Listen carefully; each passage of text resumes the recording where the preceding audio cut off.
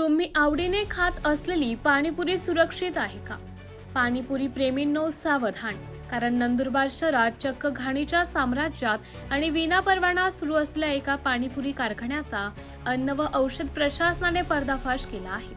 बस स्थानक परिसरातील या कारखान्यावर अन्न सुरक्षा विभागाने धडक छापा टाकत तो थेट सील केला असून सुमारे 77,000 रुपयांचा भेसळयुक्त मुद्देमाल जप्त केला आहे. तपासणी दरम्यान उत्पादन प्रक्रियेत स्वच्छतेचे 3 तेरा वाजल्याचं दिसून आले. इतकेच नाही तर पाणीपुरी बनवण्यासाठी वापरले जाणारे पाम तेल, सुजी आणि तयार पाणीपुरीचा दर्जा कमालीचा निकृष्ट आणि आरोग्याला घातक असल्याचं आढळून आले.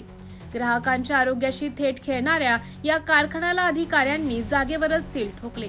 या कारवाईत पाम तेल आणि इतर कच्च्या मालासह एकूण 77,000 रुपयांचा मुद्देमाल जप्त करण्यात आला असून अन्न सुरक्षा कायद्यानुसार पुढील कायदेशीर कारवाई सुरू करण्यात आली आहे.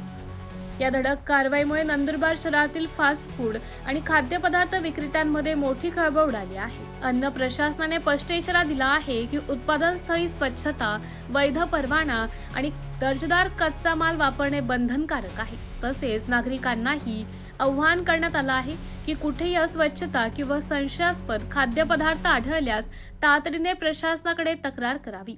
प्रशासनाच्या धडक कारवाईबद्दल तुम्हाला काय वाटते? कमेंट करून नक्की सांगा.